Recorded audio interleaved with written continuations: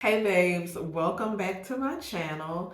And if you're new around here, I'm Shantae and I am sharing my journey with fibroids. Last week I shared what it was like for me having fibroids while I was pregnant. And this week I wanted to go more into the postpartum of it and what that was like for me. I didn't go into like how many fibroids. I don't think I did a good job of like really going into detail about that. So I wanted to talk a little bit about that first because I kind of think it's important so you can really get an idea of where I started in this journey or, what I started with. So when I was pregnant and the specialist, I'll just refer to that doctor as a specialist, did the ultrasound, I had lots and lots of fibroids. Like, she said that there were really too many to count, like from walnut size all the way up to that 11 centimeter one that I had. I think I actually have stuff that says it was 13. Sometimes ultrasound imaging, again, it's not always super reliable. It's not always the easiest to see. I just stick with that it was 11 centimeters, but it was actually somewhere between 11 and 13 centimeters at the time that I was pregnant and I was diagnosed. That was the largest one. There were some that were 4 and 5 centimeters. So I had quite a bit of fibroids. At the time, neither of my doctors made me feel like it was that big of a deal. And I guess because women do have babies with fibroids all the time. So I'm guessing maybe it wasn't a big deal to them, or also maybe they just didn't want to like stress me or worry me. I'm sorry. I hope you guys can still see me well. The sun is like moving. Fast forward to now, the baby is out. He is healthy. I would like to say that I was healthy, but I was not. First of all, I did have a traumatic birth experience. I can't remember if I shared it here on YouTube. I don't think I have, but I've shared it at some events and virtual events and stuff that I've done. I don't think I'm going to share that story right now because I'm still working through some stuff from that. So I'm not going to really get into the details of my birth, but I will say this. While it was a little complicated, like my actual birthing, I don't necessarily know if that was caused by fibroids. That could have played a role in it, could have not. Again, that's something that I'm still processing. So when I finish processing, if I, feel available or open to sharing that, I will later on. But I don't necessarily think it's really relevant here, so I won't be sharing that part. I had my son, he was healthy. I say that I was not healthy at the time. If you would have asked me, I would have said yes, I'm fine. However, I just think that postpartum is just one of those whirlwind times in your life, and that's exactly what it felt like for me, was just a whirlwind, just from having a baby alone. Whether you have fibroids or any other kind of conditioning, you're having a baby, just having a baby by itself without any other complication or extenuating circumstances is a lot. During that time, I've kind of felt like I was in a fog. I think that's important to mention because, yes, some of that was related to just having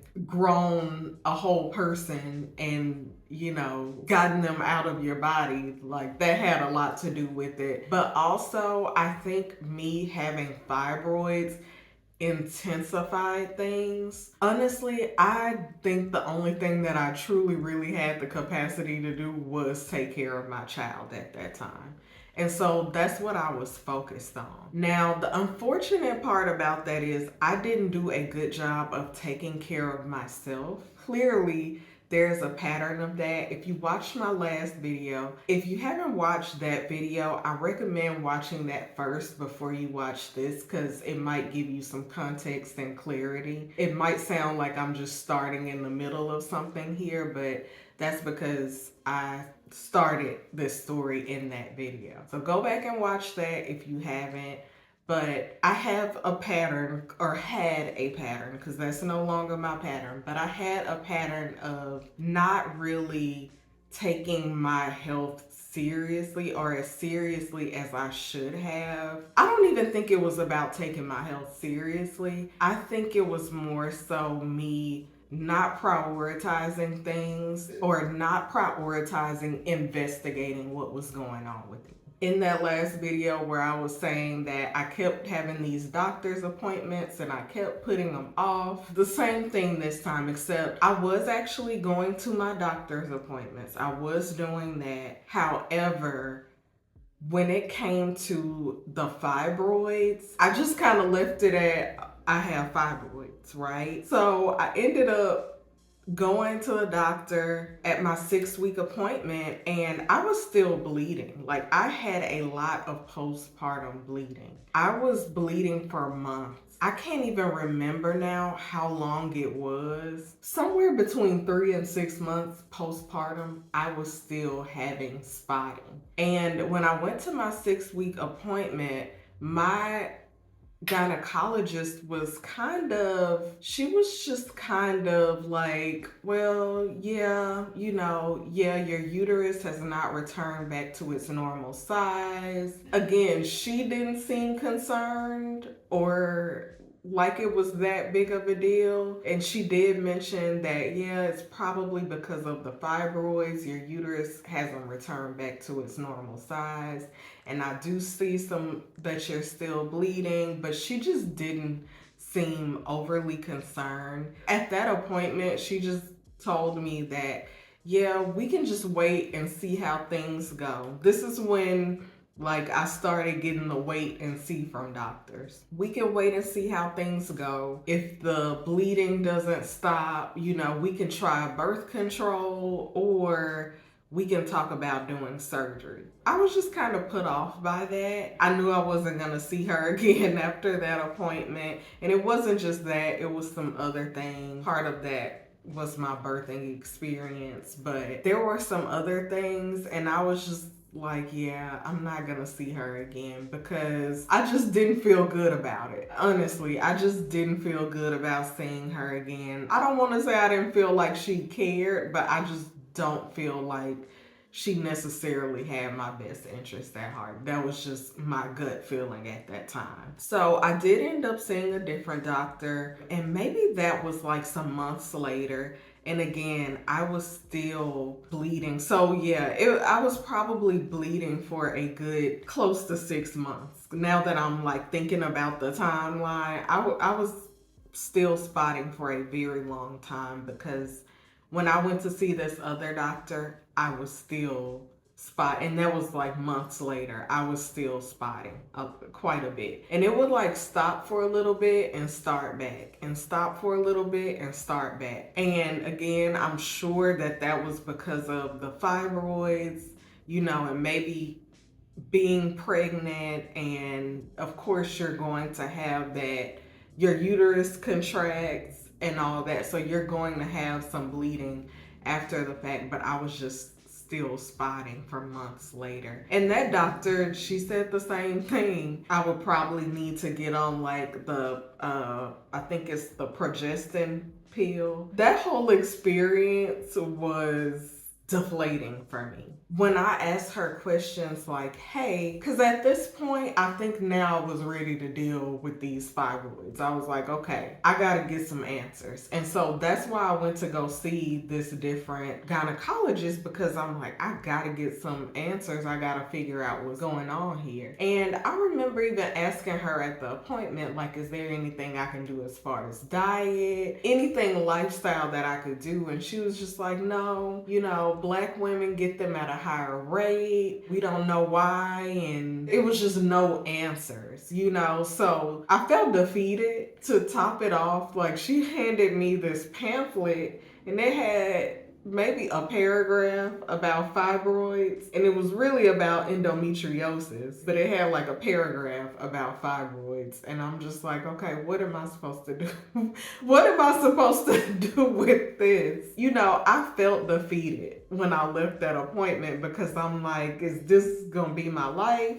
Unless I have surgery. I didn't want to have surgery. So I will say from my birth experience, like surgery was not on the table because of my experience with that. I was just like, yeah, I'm not having another surgery. Like there has to be another answer. Again, I left that appointment feeling defeated. It took me like maybe a day or two to kind of, I guess, recover from that emotionally, because first of all, somebody telling me that I have this thing going on and there is no answer. My personality, like that does not work for me. Like there is an answer. Like if there's a problem, there is a solution. Now I know they tell you don't Google your symptoms and all of that stuff, but I ended up getting on my Googles and getting on Pinterest, and that is when I started to do my own research and just learning on my own. And that really gave me hope. It really gave me hope, and it was just helpful for me because that's the point that I started taking my health into my own hands. I really started taking responsibility and taking control of my health. I am really appreciative of people that get online and they share their experience and they share that what has worked for them. And that's why I do it, because if it hadn't been for those people, those articles that I read, those bloggers that shared their stories, like I wouldn't be here today, because I would have been hopeless. And so that's why I'm here today. That's why I'm sharing my story. That's why I created this channel, this platform, my blog, because I want to give other women a path to taking control of their health, to reclaiming their bodies. Because between my birthing experience and having fibroids at that time, I just felt like helpless. I felt not in control of myself. And that is, I did not want to cry here on the internet, but having that feeling it's just, like I said, feeling defeated. I don't want other women to continue to feel that way. Y'all, I think I'm just in this video right here because this is not what I expected. Okay, y'all, I had to like take a little moment because I got a little emotional. I got emotional because this is something that I feel strongly about, and I feel like in this time especially, women need this. Like we need to be able to take control of our bodies and take control of our health. I feel like that is women's empowerment. For me, that is empowering for women.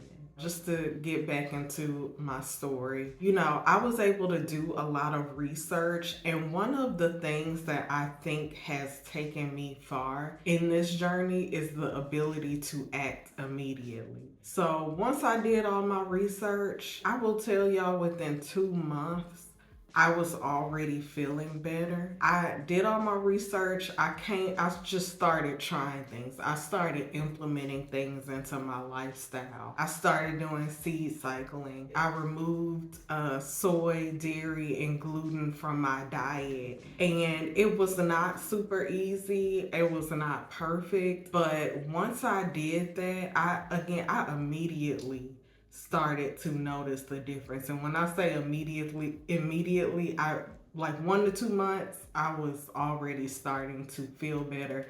Not just have better periods, but I was actually feeling better overall, like every day. So I implemented a lot of different lifestyle strategies, and if you want to know all of them, got to get my ebook. So I'll link that below. My guide to fibroid management. Get that book. I outline everything that I practice to this day, everything that I still do to this day, because ultimately it's a lifestyle. Not having fibroids is not just about not having fibroids. When I first got into this, that's what I was concerned about, was getting rid of these fibroids and not having fibroids. It became bigger than that for me. It became really about restoring my life. I feel like by restoring my health, I was able to restore my life. I was able to change my quality of life. I was able to think more clearly, act more directly. I was just able, it really has been a life-changing experience for me. So I really do want to know in the comments, if you are watching this and you have fibroids, let me know where you are in your journey. I know some of you have already shared, in the comments of my other videos, but if you haven't, let me know in the comments. I'll also put a link to my email list. I share a lot on my email list. So let me know in the comments where you are in your journey. What are you looking to get from this channel? Like, what made you click here? What are you looking for? What are you looking to learn? I will link my fibroid management guide and some other resources so that you guys can take action, because that's really what this channel is all about, is building a life, building a lifestyle, and taking action. Thank you so much for watching. When I say I really appreciate each and every one of you, each and every one of your comments, each and every one of you who just takes the time out to watch, even if it's just for a few minutes, I really do appreciate it. Thank you so much.